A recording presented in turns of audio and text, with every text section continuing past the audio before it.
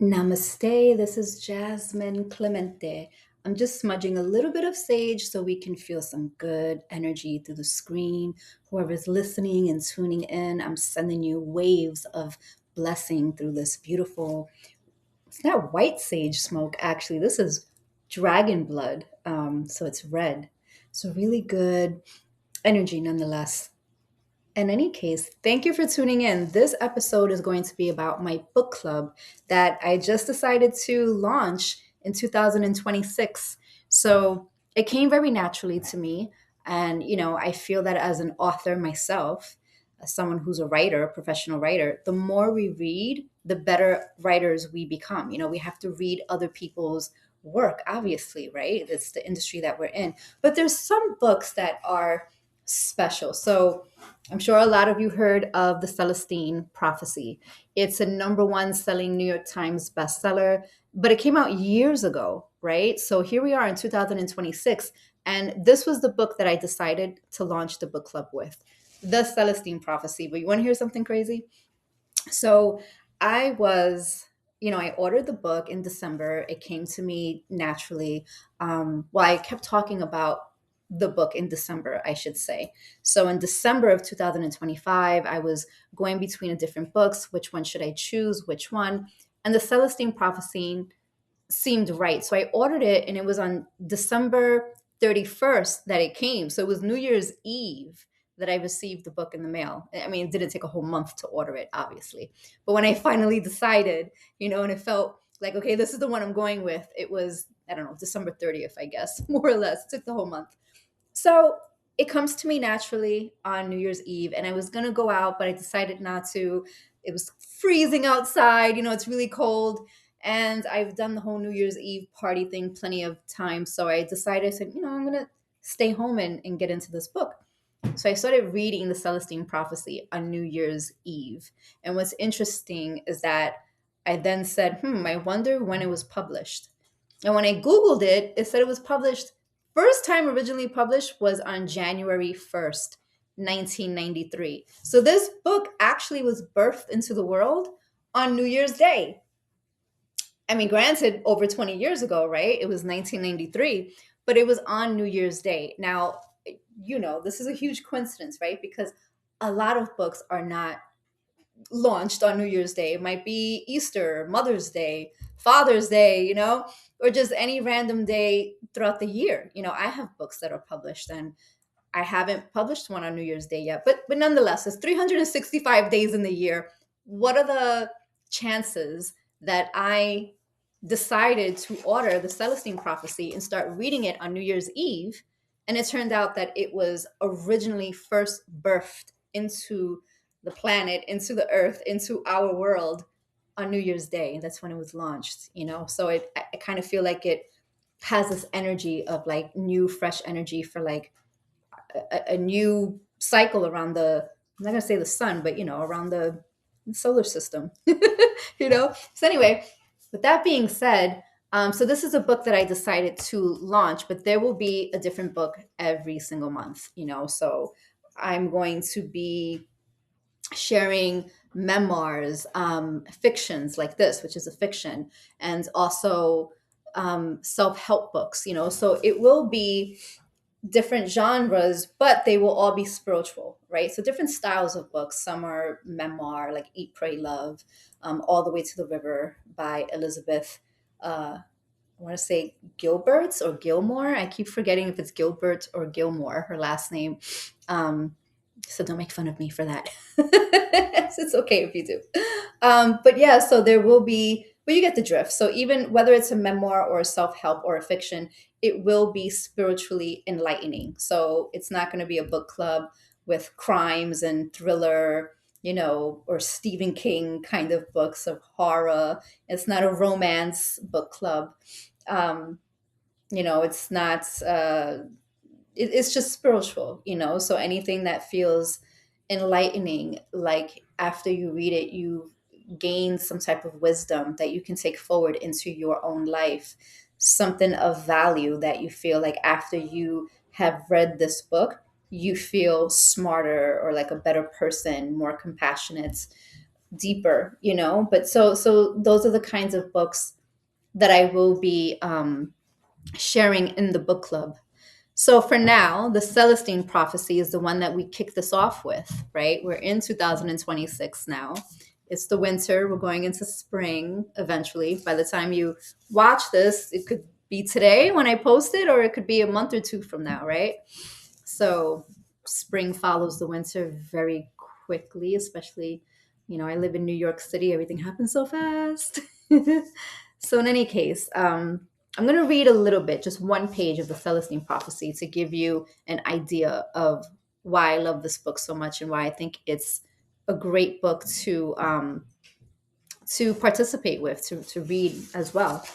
Even though it was first published in 1993 and we're in 2026, this is the new edition, so it's been, you know, revised, but it's still a classic.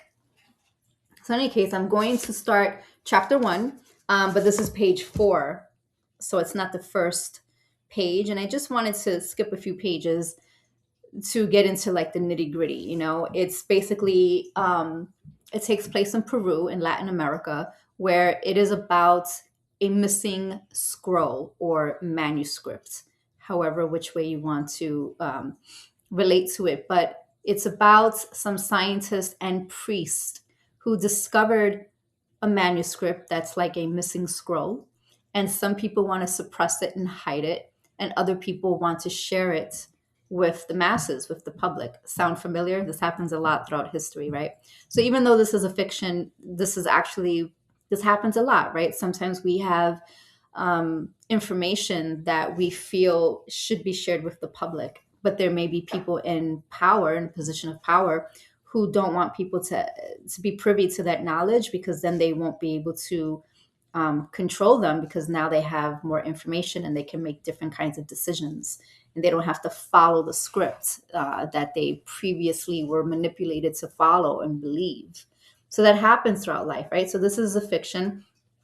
And so where I'm starting it is with a woman who is talking to a friend about the manuscript that she found in Peru. She's explaining to him what the manuscript is about. So, so here she says, she's talking about the manuscript that she found from a priest, by the way. So she says, he said the manuscript dates back to about 600 BC. It predicts a massive transformation in human society. Beginning when? I asked. In the last decades of the 20th century. Now? Yes, now. What kind of transformation is it supposed to be? I asked. She looked embarrassed for a moment, and then with force said, the priest told me it's a kind of renaissance in consciousness, occurring very slowly. It's not religious in nature, but it is spiritual. We're discovering something new about human life on this planet, about what our existence means. According to the priest, this knowledge will alter human culture dramatically. She paused again and then added, the priest told me the manuscript is divided into segments or chapters, each devoted to a particular insight into life. The manuscript predicts that in this time period, human beings will begin to grasp these insights sequentially, one insight, then another, as we move from where we are now to a completely spiritual culture on earth. I shook my head and raised my eyebrows cynically. Do you really believe all this? Well, she said, I think. Look around, I interrupted, pointing at the crowd sitting in the room below us. This is the real world. Do you see anything changing out there? Just as I said that, an angry remark erupted from a table near the far wall, a remark I couldn't understand, but which was loud enough to hush the entire room. At first, I thought the disturbance was another robbery, but then I realized it was only an argument. A woman appearing to be in her 30s was standing up and staring intensely at a man seated across from her. No, she yelled. The problem is that this relationship is not happening the way I wanted. Do you understand? It's not happening. She composed herself, tossed her napkin on the table, and walked out. Charlene and I stared at each other, shocked that the outburst had occurred at the very moment we were discussing the people below us. Finally, Charlene nodded toward the table where the man remained alone and said, "It's the real world that's changing." How? I asked, still off balance. The transformation is beginning with the first insight. And according to the priest, this insight always surfaces unconsciously at first as a profound sense of restlessness. Restlessness? Yes. What are we looking for? That's just it. At first, we're not sure. According to the manuscript, we're beginning to glimpse an alternative kind of experience, moments in our lives that feel different somehow, more intense and inspiring. But we don't know what this experience is or how to make it last. And when it ends, we're left feeling dissatisfied and restless with a life that seems ordinary again. You think this restlessness was behind the woman's anger? Yes, she's just like the rest of us. We're all looking for more fulfillment in our lives, and we won't put up with anything that seems to bring us down. The restless searching is what's behind the me first attitude that has characterized recent decades, and it's affecting everyone from Wall Street to street gangs. She looked directly at me. And when it comes to relationships, we're so demanding that we're making them nearly impossible. Her remark brought back the memory of my last two relationships. Both had begun intensely, and both within a year had failed. When I focused on Charlene again, she was waiting patiently. That's all I'm going to read right now. So that's from the Celestine prophecy. So if you like what I read so far, or you're interested, right? So you can see it's about spirituality, about a collective consciousness. It's really about coincidences and synchronicities. But before you even notice a coincidence and decide to trust it, there's a restlessness inside of you that says, I need more to life. Something is missing. And a lot of people usually feel that, right? So this has to do with the missing scroll, a manuscript that actually confirms what this means and what it is, and not only about this restlessness that there must be more to life, that something is missing, and that when we see coincidences, it actually guides us to something magical and something more. But there's different insights. So that's like the first insight, right? Because in the manuscript, it does say that there's different segments or chapters. So there's like the first insight or the first chapter, and then the second insight or the second chapter, and then the third insight or the third chapter, right? However you want to break it down.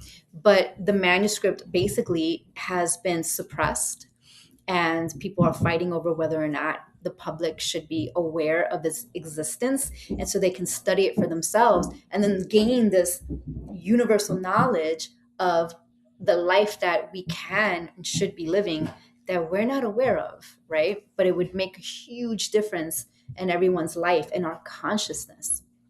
So it's a really beautiful book. And if you're interested in reading it, I have links where you can download it and or order it from Amazon basically, and then start reading it with us. I will be doing Substack lives, and the first one I'm going to do is in February. So right now, obviously, this is not a live. This is a pre-record. Well, not a pre-recorded. It's happening in real time right now. But it's my podcast episode, so you'll be listening to it, and you can rewind it and listen to it again, right? So, but the Substack Live, that will be in February. So, right now we're in January. This is a nice podcast episode. Come February, you can tune into the Substack Live, and we can all talk about the book that we're reading and what your thoughts are, and just contribute to, you know, anything about the book, really. It's also a movie for those of you who don't know yet, but most people do because, again, it's a very popular book. But sometimes books need to be revisited also. So if you did read the book already and you want to read it a second time, why not, right? It's one of those classics anyway that a lot of people know about. And so, it wouldn't hurt to read it twice because it's that good. And that's part of the reason they turned it into a film. It's such a beautiful film also. Obviously, it's not as popular as the Da Vinci Code, right? That was a huge, huge movie all over the world. This one was more of like a independent film, sort of. It wasn't in mass theaters all around the world. This one, I believe you can order it on Amazon Prime, but it's a good film nonetheless, and an even better book. So you can order it on Amazon on one of the links and start reading it. Read it in your when you're laying down in bed under the covers, or if you're on a hammock somewhere, swinging on a hammock and the sun is beaming down on you, or you're looking at the stars at night, and you have a little night light where you can read the book. It's, one of those books that you really want to dive into. So when you're nice and relaxed, maybe even taking a bubble bath, that's what I do. You're nice and relaxed and you have plenty of time, so you're not interrupted, and you dive into the story, and you take in the wisdom, and then you can use it for yourself. You can also share it with others and tell people, oh my god, this is a great book that you have to read. So it's really, really worth it. It's a classic. And so, yeah, so for the book club, I'm not only going to be selecting books that just came out that are new releases. We may go back and read books from 20, 50 years ago, 10 years ago, or whatever. Timing doesn't matter. What matters is the quality of the book and the message that's in it. And I'll just be doing random selections on which book we can all decide to dive into every month. So again, just remember, spiritually enlightening. It could be a memoir, a fiction, or a self-help book, right? So again, I hope you entered this year on a beautiful, beautiful note. As writers, continue to read other people's work. Obviously, you want people to read your work when you publish your books, or even just a Substack article, or you know any article on any magazine, really, right? Anything that you're writing, you want people to read it. So it's a circle of life. We create content for other people to enjoy, and then we also receive inspiration from other people's content and books and material and stuff like that. So I think it's great. And yeah, so thank you again for tuning in. Remember to post a comment. Let me know if you want to be in the book club, and I can send you an email to give you a little bit more detail. But you definitely want to go into the links, order the books, audio, paperback, digital, whatever format, and read along with us every month, a new book. So happy reading, everyone. Namaste. Mwah. I'm Jasmine Clemente. Bye for now.